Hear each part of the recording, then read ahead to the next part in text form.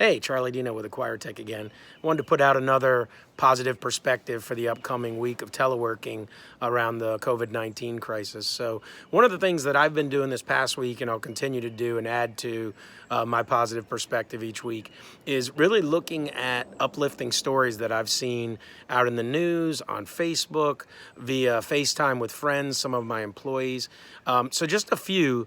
I've seen a lot of, bigger companies dealing with PPE, personal protective equipment for our healthcare workers. But I've also seen smaller companies. There's a company in LA, Citizens of Humanity, Evan Lee Embroidery, which is a friend of mine here in town, Leanne Lamarca's company, and then my sister-in-law's charity, which is called Dress a Girl Around the World. All of these companies were doing sewing or embroidery, stopped what they were doing and started making masks and taking them to hospitals. So just a great positive perspective during a time of crisis. The last thing I'll leave you with was a story that I saw this week out of Minnesota. For me, very uplifting, is a doctor who had left her home state of Illinois to go help in Minnesota, was speeding down the highway, gets pulled over by a state trooper in Minnesota. He asks why she has out-of-state license plates.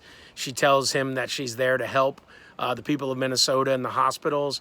And he leaves the car. She thinks she's getting a ticket. And he comes back with a box of surgical masks for her to take and use in the hospital. He said he had extras that were given to them by the state trooper's office. So just a really cool, uplifting story. So what I would say is to everyone out there is continue to find those things in your life that are going to lift you up in spirit and not make you anxious, etc. So with that, I'll say stay healthy in mind, body, and spirit. Thanks.